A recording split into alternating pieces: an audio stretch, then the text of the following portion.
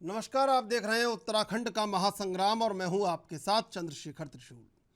UK SSSC paper leak मामले में धामी सरकार पूरी तरह से एक्शन में है। अब तक इस मामले में करीब 17 गिरफ्तारियां हो चुकी हैं और आगे की कार्रवाई अभी भी जारी है। हालांकि इस बीच सीएम धामी का कहना है कि वो उम्मीदवारों का अहित नहीं होने देंगे और फिर से भर्ती परीक्षाएं कराई जाएंगी। उनका कहना है कि हम परीक्षाएं कराने के लिए व्यवस्थाएं बनाएंगे और अन्य आयोगों का सहयोग लेने पर भी विचार कर रहे हैं।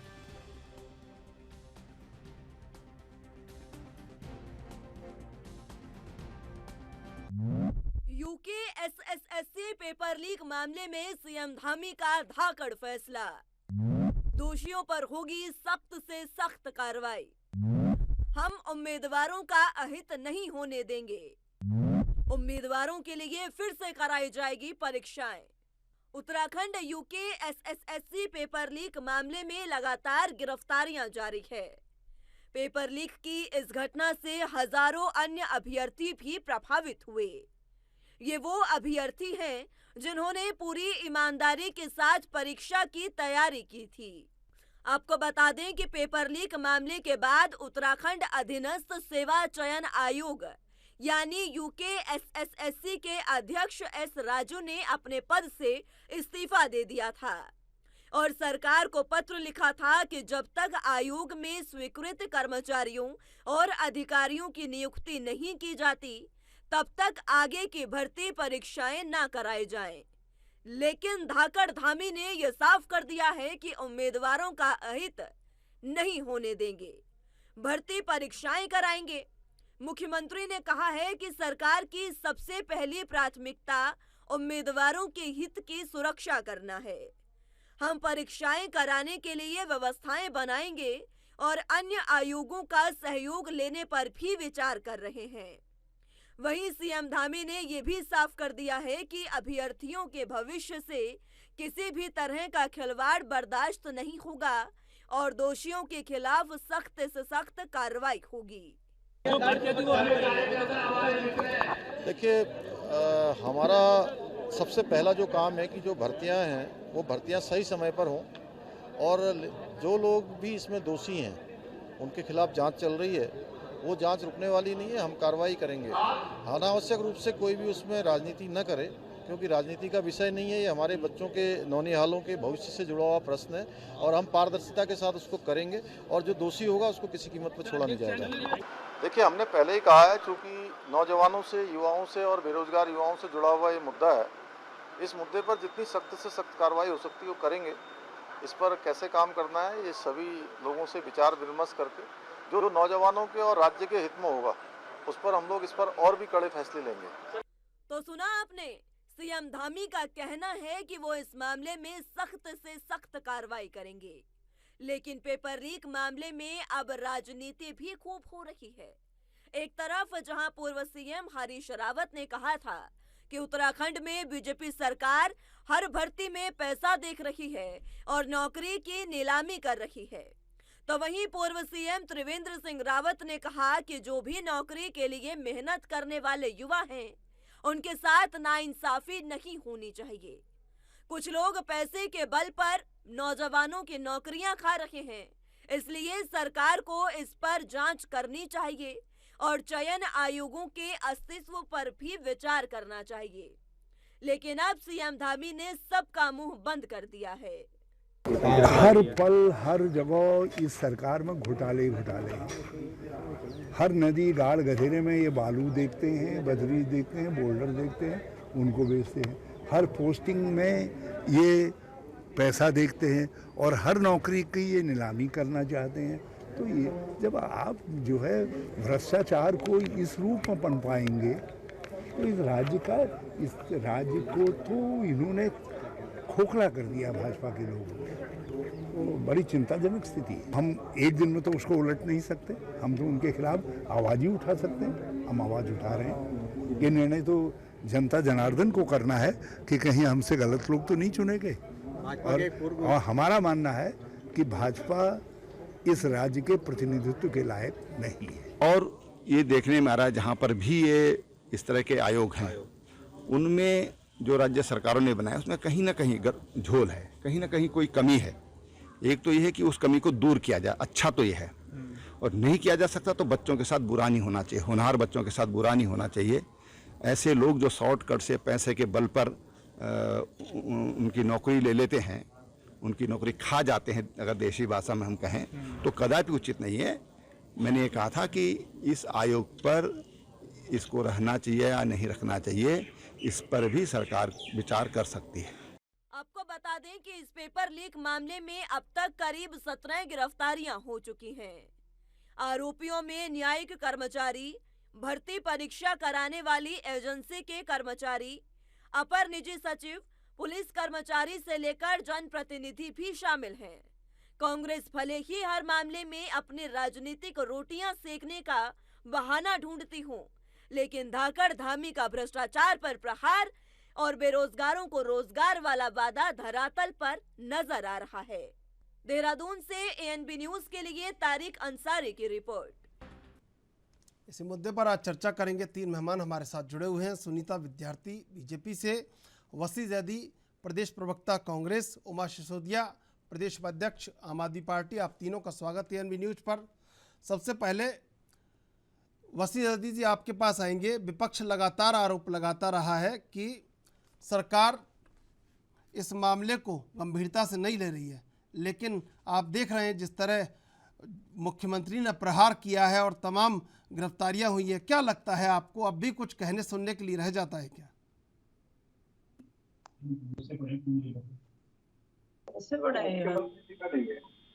ये प्रहार एसटीएफ की जांच का है और अभी इसकी गंभीरता को आपको समझना होगा, क्योंकि इस पेपर लीक मामले की शुरुआत कहाँ से हुई और उस पेपर लीक मामले की शुरुआत के बाद किस तरह से भाजपा ने एक अधिकारी को बचाने के लिए इस तरह के मामले को शह दी।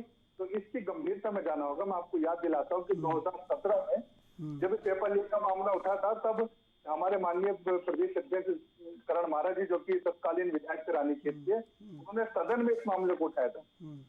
उन्होंने कहा था कि एक बड़ा गंभीर मामला है, इसके ऊपर जांच बैठनी चाहिए। और उस वक्त जो तत्कालीन वित्त मंत्री थे प्रकाश पंत जी, उन्होंने इस मामले की गंभीरता को समझा था और उन्होंने कहा था कि वाकई इसके अंदर टैंपरिंग हुई है। ये बात उन्होंने स्वीकार की थी, जो कि सदन के रिकॉर्ड में भी शामिल होगी। लेकिन उस वक्त तत्कालीन मुख्यमंत्री त्रिवेंद्र सिंह रावत जी ने गंभीरता नहीं दिखाई और स्वर्गीय प्रकाश पंत जी दुनिया से चले गए। अगर वो होते तो शायद इस मामले की गंभीरता को आगे तक समझते, तो इतना आगे तक ये मामला नहीं जाता। आज त्रिवेंद्र सिंह रावत जी कहते हैं कि आप इस अधीनस्थ सेवाचल आयोग को बंद कर दीजिए और इस मामले में कोई ना कोई सरकार को फैसला लेना चाहिए। लेकिन मैं त्रिवेंद्र सिंह रावत जी से आपके माध्यम से पूछना चाहता हूँ कि जब प्रकाश पंत जी ने भी स्वीकार किया था सदन के अंदर कि वाकई इस मामले में टैंपरिंग हो रही है, तब इस मामले की गंभीरता को त्रिवेंद्र सिंह रावत जी ने क्यों नहीं समझा था? ये एक मामला हो गया। उसके बाद आप जब भाजपा ने इस तरह के मामले को शह दी, तब ये मामला इतने आगे तक बढ़ा और अभी तक 17 गिरफ्तारी आपके चैनल के माध्यम से मैंने जाना। और वैसे भी लगातार इस तरह का मामला सामने आ रहा है। एसटीएफ एक अच्छा काम कर रही है, लेकिन अभी शुरुआती ये गिरफ्तारियां हैं, ये आज कहां तक जाती है और जिस अधिकारी को बचाने के लिए इस मामले को आगे तक गए, उसकी वो जांच क्या पूर्वकालीन जो कि पिछली सरकार थी, 5 साल की भाजपा सरकार थी, क्या ये जांच उस स्तर तक जाएगी? ये एक सवाल है। आज धामी जी कह रहे हैं कि युवाओं के साथ खिलवाड़ नहीं होना चाहिए, लेकिन ये भाजपा सरकार ही है जो युवाओं के साथ खिलवाड़ करती है, बेरोजगारों के साथ खिलवाड़ करती है और इस तरह के मामलों को शह देती है। क्योंकि इस सरकार को हर चीज में चाहिए। इस सरकार को नौकरी में भी पैसा चाहिए, इस सरकार को खनन में भी पैसा चाहिए, इस सरकार को शराब में भी पैसा चाहिए। तो ये एक बड़ा गंभीर मामला है, इसकी जांच अगले स्तर तक होनी चाहिए। और इसके अलावा इस पूरे मामले की पूर्ववर्ती जांच भी होनी चाहिए। सरकार ने इस मामले को बचाने के लिए एक अधिकारी को, IAS अधिकारी को बचाने के लिए इस मामले को दबाकर क्यों रखा? इस मामले की जांच भी होनी चाहिए चंद्रशेखर जी। और इस तरह से लगता है आपको क्या लगता है वसी जैदी जी कि जब मामला इतना हाईलाइट हो गया है, मुख्यमंत्री खुद बयान दे रहे हैं, बार बार सरकार के ऊपर आक्षेप लग रहा है और उस हर आक्षेप को दूर करने के लिए सरकार, मुख्यमंत्री काम कर रहे हैं, तो एक अधिकारी को बचाने के लिए सरकार को दांव पे लगा देंगे? क्या लगता है आपको? बिल्कुल एक बात सुनिए ना इस चीज को कि आज जब विपक्ष इस मुद्दे को गंभीरता के कमाल करते हैं भाई आप। और सड़क से लेकर सदन अगर तक उठाया। अगर इतना जब इतनी कार्रवाई हो रही है तो आप या तो आपको पच नहीं रहा है या आपको अच्छा नहीं लग रहा है कि भाई ये कार्रवाई क्यों हो रही है, और हो रही है तो कहीं स्वागत भी करना चाहिए खुले मन से कि हाँ ठीक है आप आगे बढ़िए, आप आगे बढ़िए और हमारा इसमें कोई सहयोग हो तो वो भी बताइए। चंद्रशेखर जी सुनिए, चंद्रशेखर जी ये जांच एसटीएफ के स्तर पर हो रही है। जांच का अलग पहलू है, सरकार की कार्यशैली का अलग पहलू है। मेरा मानना यह है कि इस जांच की पूर्ववर्ती जांच भी होनी चाहिए। पिछले 5 साल तक 2017 के बाद किस अधिकारी को शह दी गई, 2017 के बाद किस अधिकारी को बचाने के लिए शह दी गई, और पिछले 5 सालों में इस अधीनस्थ सेवा चयन आयोग को लेकर इतनी गंभीरता सरकार ने क्यों नहीं दिखाई, किसे बचाने के लिए इतनी गंभीरता नहीं दिखाई। ये मेरा मानना है, जांच होनी चाहिए।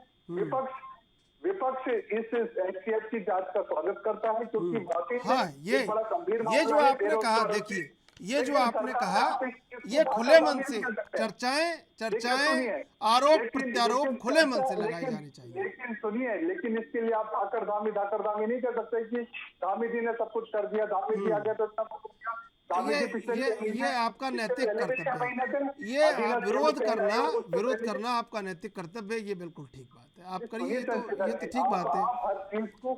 लेकिन हम हर तरह के सवाल पूछते हैं, हर तरह के जवाब देते। भाजपा की कार्यशैली बन गई है कि हर चीज का श्रेय मुख्यमंत्री को जाता है। भाजपा की कार्यशैली बन गई है कि हर चीज का श्रेय देने का प्रयास करती है। तो ठीक है, बड़ी पार्टी से बाहर ठीक है भाई, ठीक है, हर चीज में पैसा न देखे, ये मेरा मानना है। ठीक है। सुनीता विद्यार्थी जी, क्या लगता है कि जो भी अब कुछ और भी कमियां रह गई हैं, हालांकि मुख्यमंत्री एक्शन ले रहे हैं, उन्होंने अपने वक्तव्यों में स्पष्ट किया है तमाम जो भी इसमें परेशानियां हैं, लेकिन और कहाँ युवाओं का भविष्य सुरक्षित हो सकता है और उनको रोजगार उपलब्ध हो, और ये जो उत्तराखंड का ये जो UKSSC है, ये पूरी द्रुत गति से काम करे युवाओं को रोजगार देने के लिए, तो और इसमें क्या अच्छा हो सकता है कि ताकि विपक्ष आरोप न लगाए। देखिए चंद्रशेखर जी, जिस प्रकार से भाजपा सरकार पूरे प्रदेश में हर विभाग में कार्य कर रही है और बहुत निष्पक्षता से जनता की सेवा में जुटी हुई है, निश्चित रूप से जो भी UKSSC में जिस प्रकार का प्रकरण सामने आया और जो पुरानी चीजें बहुत सारी सामने आ रही हैं, उन पे कड़ा प्रहार मैं इसलिए कहूंगी क्योंकि धामी जी बहुत ज्यादा जो कर्मचारियों की प्रॉब्लम्स लगातार आ रही हैं उनको लेकर सजग है, और हमारा जो मुख्य ध्येय है वो यही है कि हम लोग उत्तराखंड प्रदेश को भ्रष्टाचार मुक्त प्रदेश बनाने का हमारा संकल्प है, और उसके लिए धामी सरकार पूरे जोर तोड़ से काम कर रही है। अभी यहाँ पे जितने भी लोग, जो अभी 17 लोगों की गिरफ्तारी हुई है, और हमेशा ये कहा जाता था कि छोटी छोटी मछलियों को हमेशा पकड़ा जाता है और बड़ी मछलियां जो है बच जाती हैं, क्योंकि उनके संरक्षण में ही वो माफिया जो है वो वहाँ पे ऐसे कारनामों को अंजाम देते हैं। तो ये सारी चीजें, इनमें सभी में निष्पक्षता से जांच की जा रही है। STF अपनी पूरी कर्तव्य प्राणता को लेकर आगे आ रही है और बहुत जल्दी इन्होंने इसमें कार्य भी किया है। तो हमारा मुख्य जो उद्देश्य है वो यही है कि जनता जो प्रदेश की है, जिस प्रकार से उन्होंने भाजपा सरकार से एक उम्मीद लगा रखी है कि उनको एक रोजगार के मुहैया पैदा किए जाएं, और जिन लोगों की लगातार ऐसी आयोगों से शिकायतें आ रही हैं उनका निवारण हो। तो हमारा यही है कि बच्चों का नुकसान ना हो और जो कल्प्रेट है उनको सजा मिले, और जल्द से जल्द जो है इस मसले को पूरी तरीके से सुलझाया जाए। जो भी इसमें दोषी है, चाहे वो कोई भी हो, देखिए धामी सरकार ने साफ तौर पे ये STF को कहा है, DGP को बोला है कि जो भी इसमें शामिल होंगे उनको बख्शा नहीं जाएगा, उनको तुरंत जो है जनता के सामने पेश किया जाए। तो ये बहुत बड़ी एक, मैं कहूँगी बहुत बड़ा सराहनीय कदम है, क्योंकि जब इन चीजों में ढील बढ़ती जाती है तो इन लोगों के हौसले जो है माफियों के बहुत ज्यादा बढ़ जाते हैं। तो इनको रोकने का यही एकमात्र उपाय है कि इनको सलाखों के पीछे भेजा जाए, और जो इनके तंत्र हैं, जो जहाँ से भी इनका नेटवर्क चलता है, उससे शिकंजा कसे और पुलिस जो है उन पर कार्रवाई करे। वसी जैदी ये भी कह रहे हैं कि कुछ एक अधिकारी को बचाने के लिए कहीं ना कहीं सरकार इस मुद्दे को डाइवर्ट कर रही है, स्पष्टीकरण के बावजूद भी, मुख्यमंत्री के स्पष्टीकरण के बावजूद भी आरोप लगा रहे हैं। सुनीता जी, हेलो जी। सुनीता जी, वसी जैदी कह रहे हैं कि हालांकि मुख्यमंत्री का स्पष्टीकरण आ चुका है इसमें कई बार, लेकिन फिर भी वो कह रहे हैं कि एक अधिकारी को बचाने के लिए पूरे मुद्दे को घुमाया जा रहा है।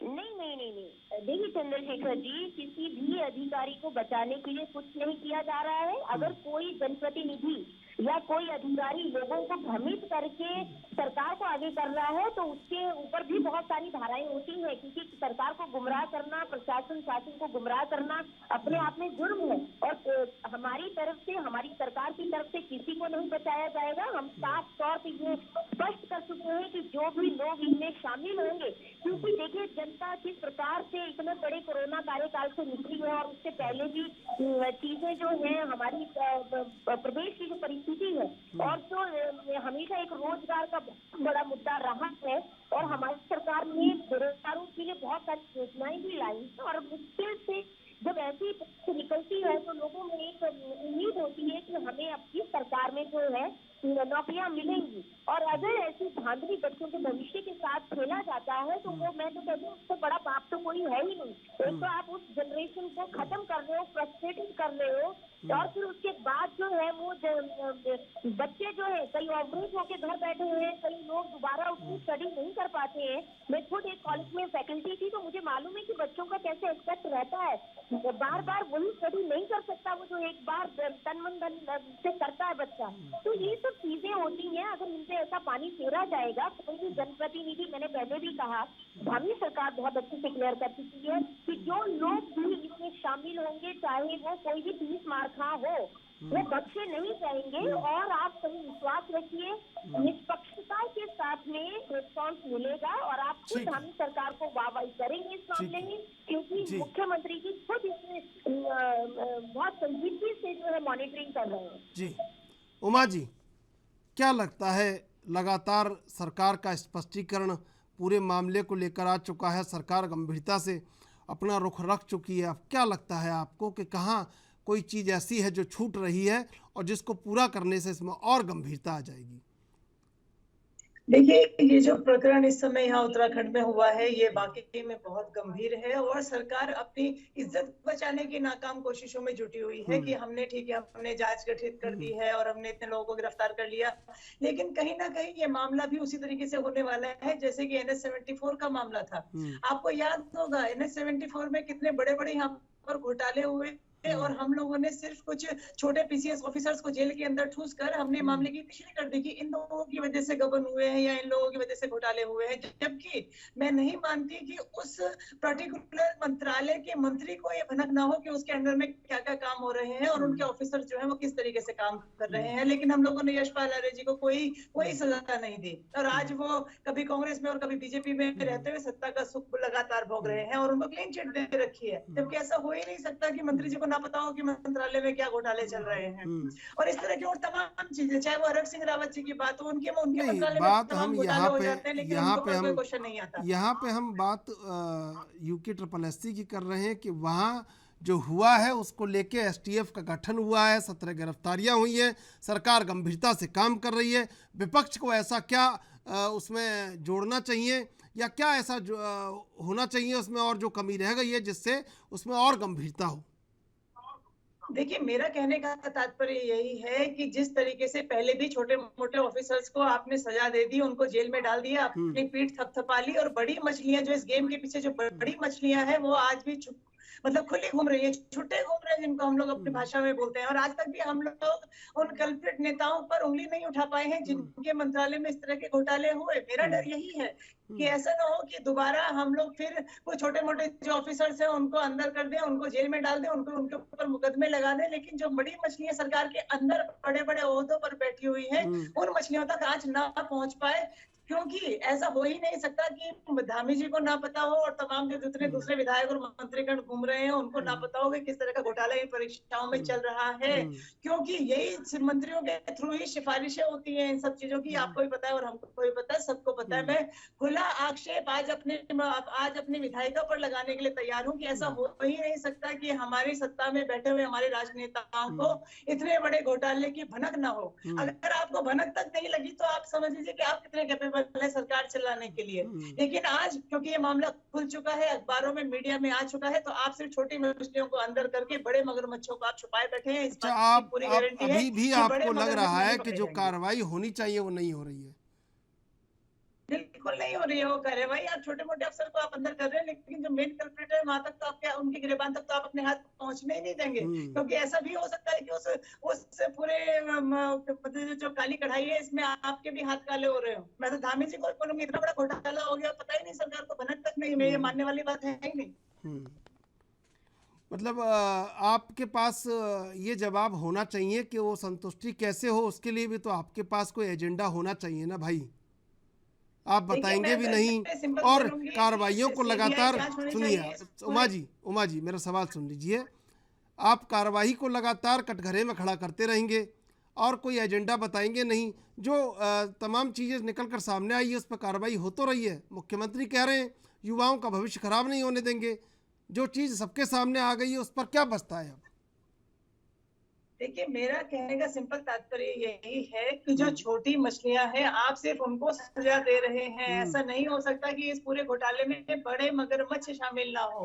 मेरा जो इस समय जो स्ट्रेस है वो सिर्फ ये है कि बड़े मगरमच्छों तक की जांच पहुंचनी चाहिए और इसकी सीबीआई जांच होनी चाहिए। और बाकी में अगर सरकार चाहती है कि भ्रष्टाचार मुक्त उत्तराखंड बने और सही जांच हो, तो आपको सही तरीके से सीबीआई को जांच सौंपनी चाहिए। और उस जांच में चाहे हमारे मंत्री निकल कर आए, चाहे हमारे विधायक निकल कर आए, सभी भ्रष्टाचारियों को जेल के अंदर डाला जाना चाहिए।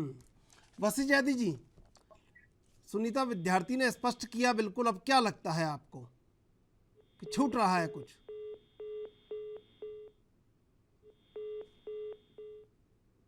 ठीक है सुनीता जी, देखिए विपक्ष लगातार आरोप लगा रहा है और विपक्ष आपके स्पष्टीकरणों को मानने के लिए तैयार नहीं है। जी देखिए, मुझे उमा सिसोदिया ने जो भी यहाँ पे बात रखी, देखिए मैं इसलिए सेटिस्फाइड नहीं हूँ इस बात से। अगर हमारी स्टेट जो एसटीएफ है, अगर वो इस मसले को सुलझाने के लिए नाकाम साबित होती तो निश्चित रूप से सीबीआई की भी मांग रखी जा सकती थी। लेकिन जब वो लोग, अभी देखिए इन्होंने मछलियों की ये बात कर रहे हैं, मैं तो कह रही हूँ कि मगरमच्छ भी छोड़िए, अगर डायनासोर भी होंगे तो वो भी बख्शे नहीं जाएंगे। सीधा स्पष्ट हमारा ये कहना है कि एक नेटवर्किंग होती है माफियों की, और जब ये कड़ियां जुड़ती हैं तभी जाके किसी निष्कर्ष पे पहुंचा जाता है। तो एसटीएफ की जो विवेचना है इस मसले पर वो भी जारी है और आने वाले समय में हम सबके सामने होगी। अब ये इन लोगों का जो कहना है कि क्योंकि इनको लगता है कि भाजपा के विधायक, भाजपा के जनप्रतिनिधि का हम यहाँ पे नाम ले लेंगे और उनको बदनाम कर देंगे या आरोप लगा देंगे तो ये सिद्ध हो जाएगा कि सीबीआई की जरूरत है। अरे भाई, हमारे पास इतनी बड़ी सजग एसटीएफ है, अगर वो लोग कहीं पे भी, हमको लगता है इतने कम समय में आज तक मैंने नहीं देखा कि किसी मसले को सुलझाया गया हो जहाँ पे इतने बड़े बड़े लोगों ने खुद इस्तीफा दे दिया। अब इनके ऊपर इतना ही प्रेशर था तो ये बताइए ना कि ये पहले क्यों नहीं सामने आए। 2016 से लेके 22 तक ये लोग वहाँ पे अपनी तनख्वाह बटोर रहे हैं, तो इनको इतना नहीं मालूम था कि हमें अपनी पोस्ट के साथ में, हमने अपनी नौकरी के साथ में जस्टिस करना है, लॉयल रहना है। तो कहीं ना कहीं मुझे लगता है कि ये सरकार को बदनाम करने की जो साजिश हो रही है इसमें नहीं पड़ के सरकार को सहयोग कीजिए। और हम पूरे तरीके से जो है, इसमें हमने पहले भी कहा कि धामी सरकार ने साफ स्पष्ट कहा है कि जो भी इसमें शामिल होगा वो सलाखों के पीछे होगा, और हमारी सरकार ने कभी उसमें कॉम्प्रोमाइज नहीं किया है। जहाँ की किसी अधिकारी की बात कर रहे हैं तो वो इनका एक सिर्फ अंदाजा है। अगर कोई अधिकारी इस तरीके से संलिप्त है तो नाम लेके बोलिए ताकि उनसे डायरेक्ट कार्रवाई करें एसटीएफ। ऐसे घुमा के बोलने की जरूरत नहीं है। हमने तो देखिए प्रदेश की जनता को वादा किया है कि हम पूरे प्रदेश को भ्रष्टाचार मुक्त बनाएंगे।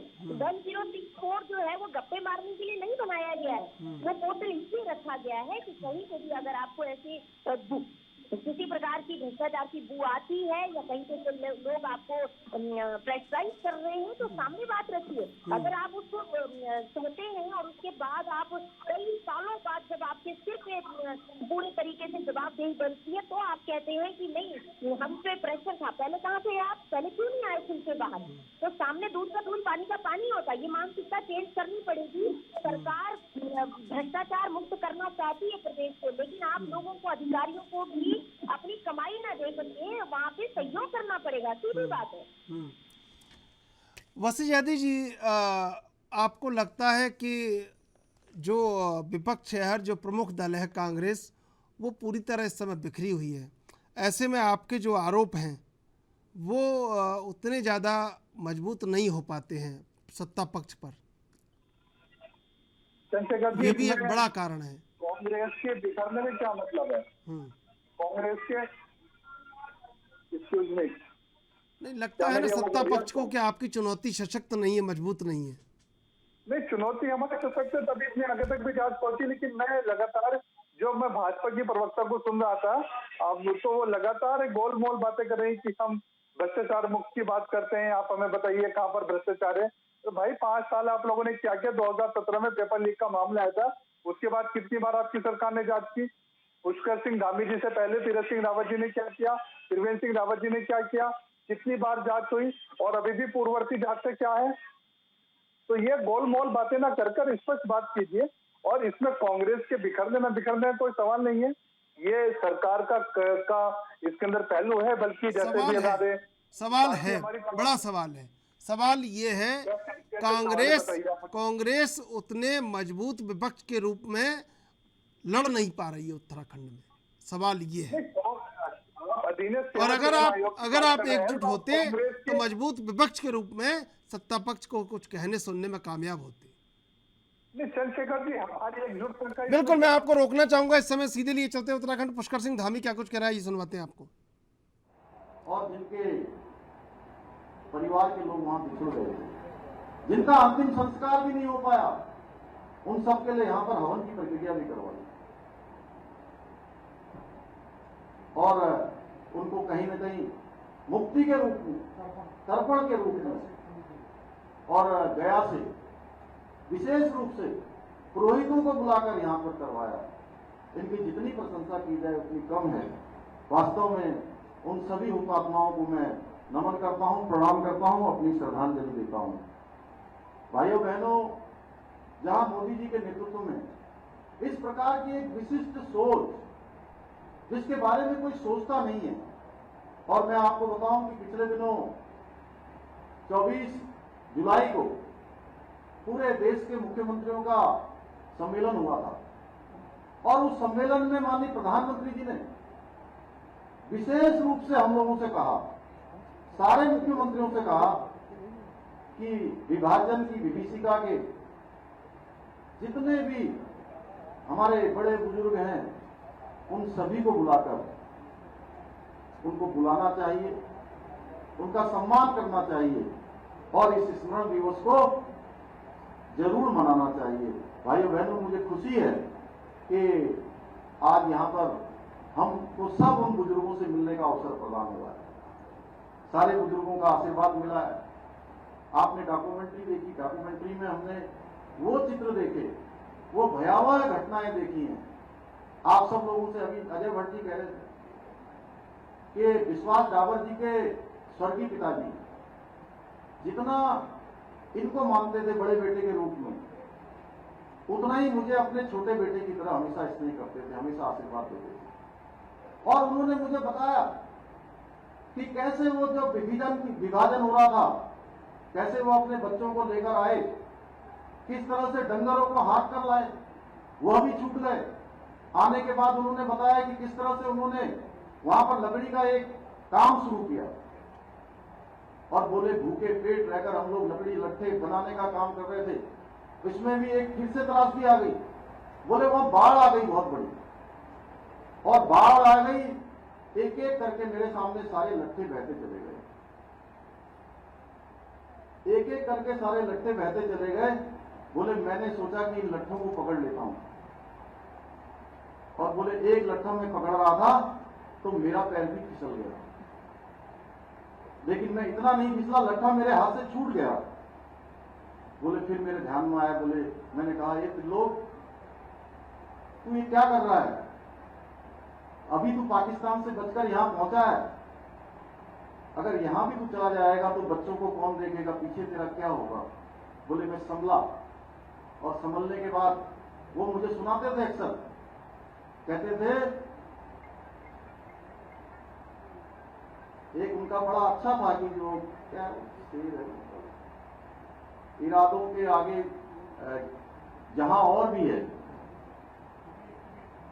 अभी इसके इम्तिहान और भी है, जहां और भी है। और वो कहते थे अगर गिर गया एक नशेमंद तो, जब उनको बोले मुझे ध्यान आया। सीधे चलेंगे मेहमानों के पास। वसी अहदी जी, देखिए बिखरने का ताल्लुक ये है कि अगर आप एकजुट होंगे तो सत्ता पक्ष से जवाब मांग पाएंगे, लेकिन आप कहीं ना कहीं आप अलग अलग दिशाओं से वार करते हैं, इसीलिए वार आपका कमज़ोर साबित होता है। ये एक कारण है। आप इस मामले की गंभीरता को समझिए। आप मुझे एक चीज बताइए, हमारे एक से अधीनस्थ सेवा चयन आयोग की जांच का क्या मतलब है? उस तरह मुझे आप ये बताइए चंद्रशेखर जी। मैं आपको हर एक मुद्दे के लिए आपसे ये कह रहा हूँ सर। बयान बता दीजिए मुझे, जिसने अधीनस्थ सेवा चयन आयोग के पक्ष में बयान दिया हो, जो आपको एकजुटता दिखाई नहीं दे रही है। नहीं, आप शायद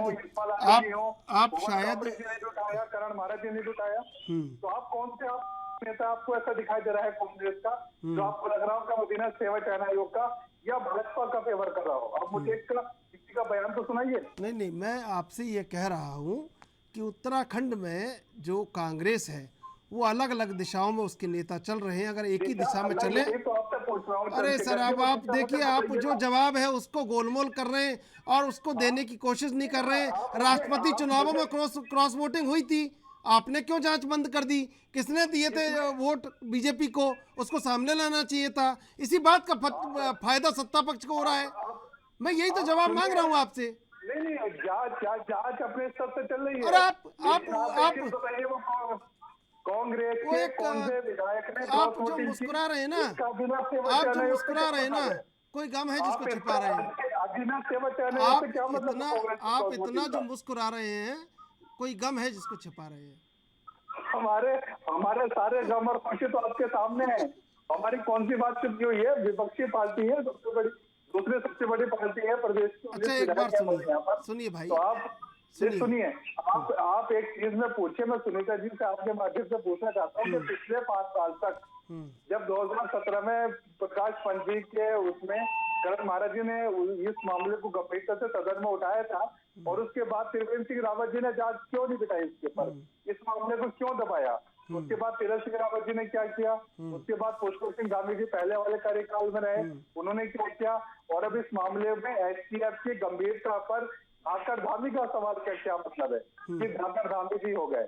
भ्रष्टाचार के अगर मामले खुले तो उसमें धाकर धामी का क्या मतलब है? और आप जिस बड़ी मछली की बात कर रही थी सुनीता जी, मैं भी उस बड़ी मछली का इंतजार कर रहा हूँ कि बड़ी मछली सामने तो आए। तो आप नाम लीजिए ना भाई, खुलकर नाम लीजिए ना। आपको क्या डर है? आपकी कौन सी सरकार चली जाएगी? खुलकर नाम लीजिए ना। आप क्यों डर रहे हैं? आप क्यों डर रहे हैं? खुलकर नाम लीजिए। ये बड़ी गंभीर जांच चर्चा कर दी, और मैं आपके चैनल के माध्यम से मैं तो पूछ लूंगा भाई, सुनीता विद्यार्थी जी से पूछ लूंगा सवाल। आपने जो पूछा है मैं पूछ लूंगा, लेकिन आप तो नाम लीजिए ना, खुलकर नाम लीजिए। आपको क्या डर है? अरे आप सुनिए, नाम का क्या मतलब है? आप बड़ी मछली को, आप इसकी जांच की गंभीरता को समझो, बड़ी मछली तक पहुंचो, और किसी रिटायर्ड जज की अध्यक्षता में इसकी जांच होनी चाहिए। एसटीएफ की ना कोई रिटायर्ड अध्यक्ष की सुनिए, जवाब ले लें सुनीता विद्यार्थी जी से, जवाब ले लें भाई। ठीक है सुनीता जी, ये बार बार बड़ी मछली का जिक्र करते हैं। पहाड़ों में कौन बड़ी मछली है पता नहीं, लेकिन ये जो सवाल पूछ रहे हैं उसका जवाब आप दे दीजिए। जी देखिए, ऐसा है जयदी भाई साहब जो यहाँ पे कांग्रेस का पक्ष रख रहे हैं और भाजपा पे आरोप लगा रहे हैं कि भाजपा की प्रवक्ता गोल बातें कर रही है। मैं यहाँ पे ये कहना चाहती हूँ कि कांग्रेस तो इतनी गोल हो चुकी है कि जीरो और गोल में इनको कोई अंतर ही नहीं पता चल रहा है। अपने अस्तित्व को खोजने के चक्कर में ये लोग कैसे राजनीति। अरे भाई अब जवाब सुन लीजिए ना, आप पहले कहेंगे, जवाब सुन लीजिए जी सुनीता जी। कांग्रेस गोल हो गई है या सीधी हो गई? आप किसको छोड़िए। देखिए ऐसा है जयदी भाई साहब, हम भी बहुत अच्छे से जानते हैं आज पूरे देश। बिल्कुल, मैं सुनीता जी इस समय आपको रोकना चाहूंगा। पंजाब से बड़ी खबर से आपको रूबरू करवा रहे हैं। इस समय की बड़ी खबर पंजाब से, स्वतंत्रता दिवस से पहले टला बड़ा आतंकी खतरा। पंजाब से बड़ी खबर इस समय की, आईएसआई समर्थित आतंकी मॉड्यूल का भंडाफोड़। पंजाब से इस समय की बड़ी खबर से आपको रूबरू करवा रहे हैं। पंजाब पुलिस ने दिल्ली पुलिस की मदद से की कार्रवाई। कनाडा और ऑस्ट्रेलिया से जुड़े 4 मॉड्यूल सदस्य गिरफ्तार।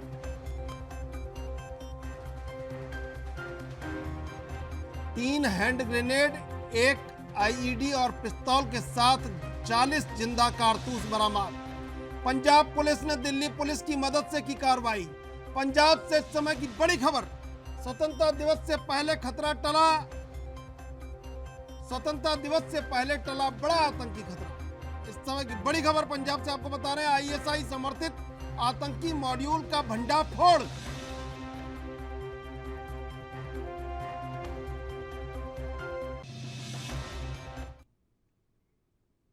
सीधे चलेंगे मेहमानों के पास। सुनीता जी, देखिए बड़ी मछली का जिक्र हो रहा है और आपसे सवाल पूछ रहे हैं, कह रहे हैं आप गोल गोल जवाब दे देती है, सीधा जवाब दे दीजिए इनको जरा। जी जी बिल्कुल, मैं सीधे जवाब पे ही आई हूँ और पूरी डिबेट में मैंने सीधी स्पष्ट बात अपनी पार्टी की रखी है। लेकिन अब जो लोग खुद ही गोल मोल घुमाने में माहिर हो, उनके हर बात जो है वो वैसी ही दिखेगी। इसीलिए आज जीरो की स्थिति में है इनका अस्तित्व। जहां पे ये लोग संविधान की किताबें पकड़ पकड़ के बहुत बड़ी बड़ी दुहाइयां देते हैं, मैं इनको एक सुझाव देती हूँ कि भाई साहब उनको जरा खोल के पढ़ भी लीजिए करें कि उसके अंदर लिखा क्या है। उस संविधान अनुच्छेद 51 का में साफ स्पष्ट शब्दों में लिखा है कि देश में रहने वाला प्रत्येक भारतवासी, जो हमारे राष्ट्रीय चिन्ह है, जो हमारे राष्ट्रीय प्रतीक है, जो राष्ट्रीय गान है, जो भी हमारा जिस भी चीज के आगे राष्ट्रीय नाम जुड़ा हुआ है, उसका सम्मान करना प्रत्येक भारतवासी का कर्तव्य है। लेकिन यहाँ पे भी इन्होंने राजनीति कर ली। अब उमा बहन जी पे आती हूँ, बेचारी बैठे हुए बोर हो रही हैं। मैं तो इनसे ये पूछना चाहती हूँ कि इनके स्वयं के जनप्रतिनिधि जेलों की शोभा बढ़ा रहे हैं। मैं पूछती हूँ उमा जी, कितने मासूम थे वो लोग जो जेलों में चले गए, है ना? तो यहाँ पे जैन जी को आपने लगभग 1.5 महीना जेल में रखा और बाइज्जत बरी कर दिया, क्योंकि उनके खिलाफ एक भी सबूत नहीं मिला। आप लोगों को बोलने से पहले अपने गिरफ्तार में झांकिएगा जरूर। एक भी सबूत नहीं मिला उनके खिलाफ, एक भी सबूत। आप लोगों ने सिर्फ अपनी ताकत का प्रयोग करते हुए सत्येंद्र जैन जी को जेल में डाला। आज लोग आपके हाथ में है, संयम है, कोतवाल आज आपका कोतवाल है। आज आप लोगों ने घोषित बोला कभी किसी भी मुद्दे पे आप जिसको जेल कर रही है। हमारी गवर्नमेंट तो साफ तरीके से सामने आ रही है और बात रख रही है कि आपके जो एडवर्टीजमेंट मिनिस्टर हैं, जो रोज सुबह भी टीवी में पाए जाते हैं, इतनी एडवर्टीजमेंट नहीं आती जितने केजरीवाल जी आते हैं। चैलेंज कर रहे हैं आपको, हम अगर भ्रष्टाचारी है तो जेल में डालिए ना, भ्रष्टाचारी है तो डालिए जेल में। आप लोग तो बड़ी मुश्किल से सत्येंद्र जैन जी को अंदर कर पाए, 1 महीने बाद उनको तो छोड़ना पड़ गया क्योंकि इनके खिलाफ कोई सबूत ही नहीं मिला। अरे भाई क्यों झूठे जाते हैं आप लोग? नहीं, लेकिन उमा जी देखिए बड़ा सवाल। सुनीता जी उमा जी देखिए बड़ा सवाल ये है कि आप बार बार प्रदेश अध्यक्ष बनाते हैं और बार बार आपका प्रदेश अध्यक्ष बीजेपी में चला जाता है। तो मैं यही बात उनसे कह रहा था, कांग्रेस से कह रहा था, वसीजादी जी से, कि सत्ता पक्ष को चुनौती देने में शायद विपक्ष इसलिए नाकामयाब हो रहा है कि विपक्ष बिखरा हुआ है, एकजुट नहीं है और कहीं ना कहीं कमजोर साबित हो रहा है सत्ता पक्ष के साथ। देखिए, मैं आपकी इस बात को स्वीकार करने में कोई शर्म, कोई गुरेज नहीं है कि अब कर्नल कोटियाल हो चाहे दीपक बाली जी हो, हमारे पार्टी को छोड़कर गए हैं। हम इस बात को मानते हैं, ये खुला सच है और हम इस बात को एक्सेप्ट कर रहे हैं। लेकिन आप लोगों को एक्सेप्ट करना पड़ेगा कि 10 साल की पार्टी जो सिर्फ 10 साल से अभी हिंदुस्तान की राजनीति के वजूद में आई है, वो पार्टी की आज 2 राज्य में सरकार है और हम लोग मुकाबला कर रहे हैं 137 साल पुरानी कांग्रेस और 90 साल पुरानी जनसंघ से निकली हुई बीजेपी का। आज प्रधानमंत्री मोदी जी अगर किसी के ऊपर क्वेश्चन कर रहे हैं तो वो अरविंद केजरीवाल हैं। वो सिर्फ अरविंद केजरीवाल की नीतियों पर बात करते हैं, वो सिर्फ अरविंद केजरीवाल को पॉइंट आउट करके बात करते हैं। सुनीता जी मैं आऊंगा। हर मंच पर फ्री बीज की बात कर रहे हैं, तो हम लोग जानते हैं कि उनका टारगेट आज अरविंद केजरीवाल है, क्योंकि वो जानते हैं कि अरविंद केजरीवाल इस देश में पैदा हो चुके हैं और अरविंद केजरीवाल ही उनके लिए, उनकी सत्ता के लिए आगे आने वाले बहुत बड़ा खतरा है। और आज हम लोग इस बात से बहुत खुश हैं। एक टाइम था जब बीजेपी हमारे बारे में बात करना पसंद नहीं करती थी, जब कहा जाता था कि अरविंद केजरीवाल के बारे में बात सुनीता जी मैं जवाब लूंगा आपसे, एक बार सुन लीजिए। सुनीता जी मैं जवाब लूंगा, एक बार सुन लीजिए भाई, सुन लीजिए एक बार। सुनीता जी मैं आपसे जवाब ले लूंगा, एक बार सुन लीजिए, एक बार सुन लीजिए, मैं भाई एक बार सुन लीजिए, मैं जवाब ले लूंगा आपसे। उमा जी देखिए, मेरा कहने का बात तात्पर्य सिर्फ इतना है कि 10 साल पुरानी हमारी पार्टी जो हिंदुस्तान की राजनीतिक नहीं, उमा जी 11 साल पहले भी नहीं थी, आज हम लोगों ने मजबूर कर दिया है प्रधानमंत्री मोदी को हमारी पिच पर आदत खेलने के लिए। जिस दिन अरविंद केजरीवाल ने कहा कि 500 बड़े बड़े तिरंगे लगेंगे दिल्ली में, उसके बाद भगवा भक्तों को तिरंगा भक्ति याद आई। उससे पहले तो इनके भगवा भक्ति हुआ करती थी, तिरंगा तो याद ही नहीं था दूर दूर तक। जिस दिन अरविंद केजरीवाल ने पहले तिरंगे का गणेश किया दिल्ली में, उसके बाद आप लोगों को होश आया कि अमृत महोत्सव मनाया जाए और हर घर में तिरंगा दिया जाए। नहीं, उमा जी सम्मान करते थे, किस तरीके से तिरंगे को लगाने का उनका जो बिल्कुल। मैं सुनीता जी आपको रोकना चाहूंगा, हरियाणा के मुख्यमंत्री मनोहर लाल खट्टर क्या कुछ कह रहे हैं, ये सुनवाते हैं आपको। आज हम आजादी का अमृत महोत्सव मना रहे हैं। देश आज हमारा बहुत आगे बढ़ गया है, चाहे वो औद्योगिक क्षेत्र हो, चाहे वो कृषि हो, चाहे देश की तीसरी आर्थिक स्थिति हम बन गए हों, दुनिया में स्वाभिमान से हम लोग काफी आगे बढ़े हैं। लेकिन ये सब आखिर हुआ है तो निश्चित रूप से हजारों लाखों लोगों की जिन्होंने उसमें कुर्बानियां दी, उनकी कुर्बानी के ऊपर नींव है। देश आजाद होते समय विभाजन हुआ, आजादी लेने की ख्वाहिश थी, सारे देश के लोगों की थी। सैकड़ों साल अंग्रेजों के समय से हमने आजादी के लिए लड़ाइयां लड़ी। कितने ही क्रांतिकारी, कितने हमारे सैनिक, कोई फांसी के फंदे पर झूम गया, कोई लड़ाई लड़ते हुए शहीद हुआ। किसके लिए? आजादी के लिए। लेकिन ये पता नहीं था आजादी से पहले देश का विभाजन हो जाएगा।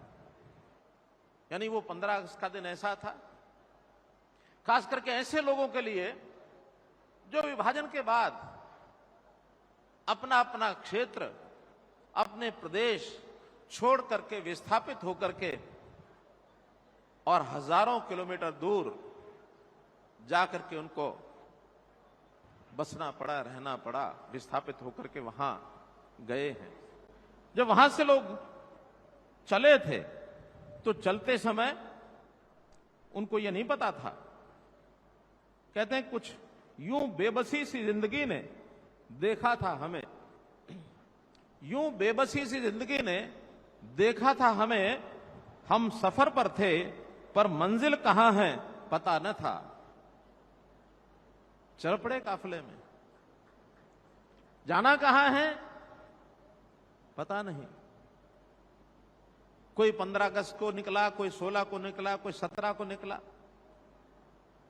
और फिर कोई पैदल काफिले में आ रहे हैं, कोई ट्रेन में आ रहे हैं, कोई अपनी बैलगाड़ी लेके चल पड़े हैं।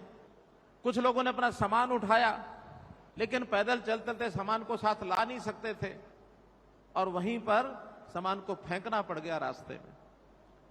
बहुत लोग उस संघर्ष में, क्योंकि संघर्ष भी आपस में दो समाज के वर्गों का, क्योंकि ये विभाजन जो हुआ था ये मजहब के आधार पर हो गया और मजहबी उन्माद, हिंसा, घृणा, नफरत ये जब फैली, उसके ऊपर इस विभाजन में, संघर्ष के अंदर लाखों लोग मारे गए, शहीद हो गए।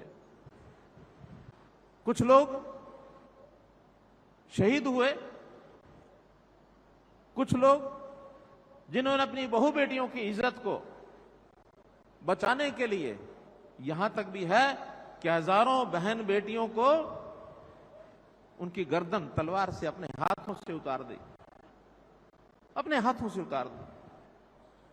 इज्जत को बचाते हुए बहुत सी हमारी बहू बेटियां कुएं में छलांग लगा गई, ढेर के ढेर लग गए। जैसे जलियांवाला बाग का दृश्य, उस अंग्रेजी सेना के जब उन्होंने बर्बरता से गोलियां चलाई थी तो वहां बैठे हुए लोग, कुआं था उसके अंदर छलांग लगा गए, कूद गए। वहां तो शायद जान बचाने के लिए किया, लेकिन यहां इज्जत बचाने के लिए किया।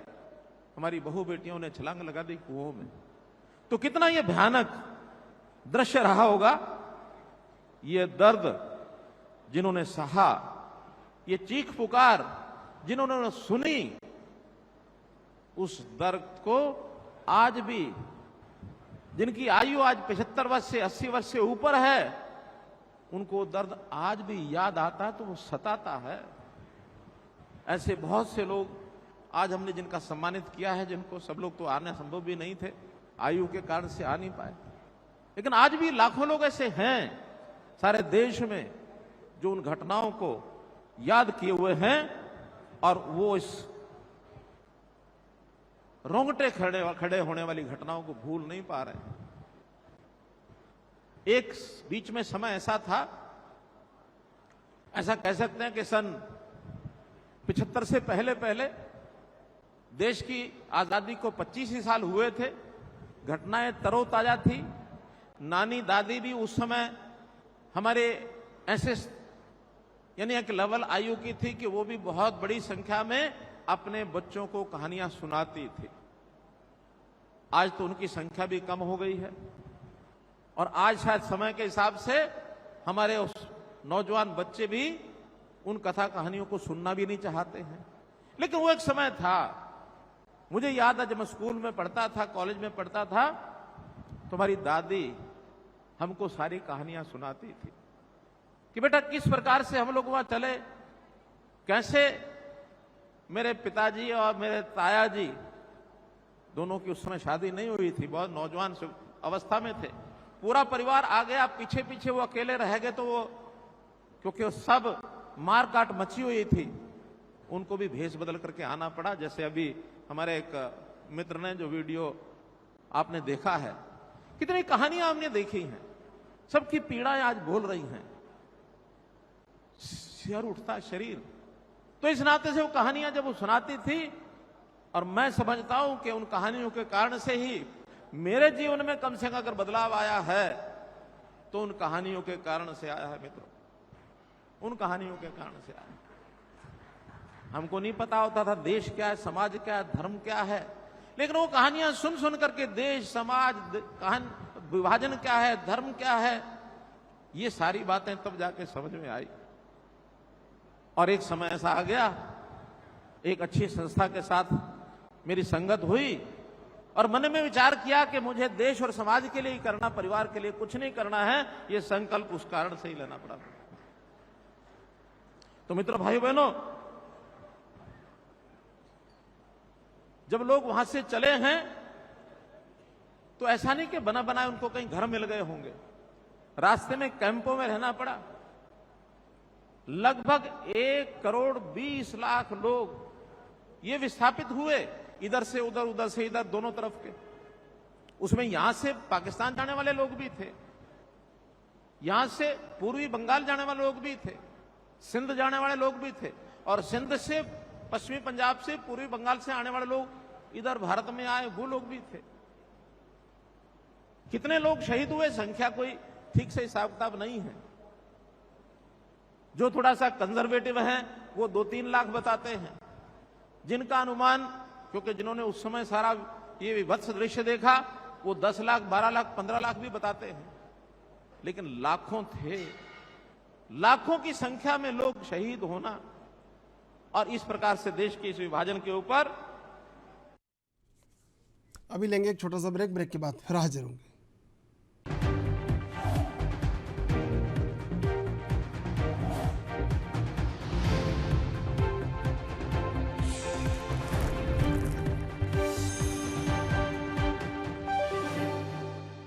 सीधे चलेंगे मेहमानों के पास। सुनीता जी, तमाम आरोप विपक्ष लगा रहा है, लेकिन अंतिम आपसे समय समाप्त हो रहा है, क्या वाकई में जो विपक्ष कुछ भी ना कह सके ऐसा कुछ होगा?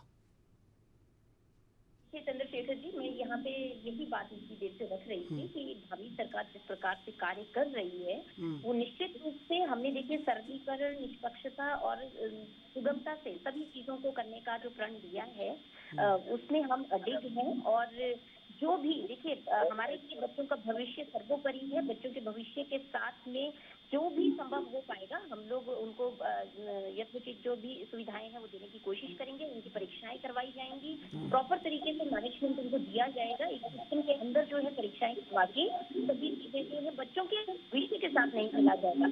और इस प्रकार से माफिया सक्रिय हो रखे हैं तो आयोग की बात है, तमाम ऐसी बहुत सारी चीजें हैं जहाँ पे इन लोगों ने अपने पैर पसारे हुए हैं। तो ये कहीं पे भी बचने वाले नहीं है। ये जितना मर्जी जहाँ मर्जी नेटवर्किंग अपनी कर ले, यहाँ पे जो भ्रष्टाचार मुक्त करने का हमने प्रण लिया है हम उस पर अडिग है। सरकार उसमें जोर से कार्य करेगी। जी ठीक है। वसीजादी जी क्या कहना चाहेंगे?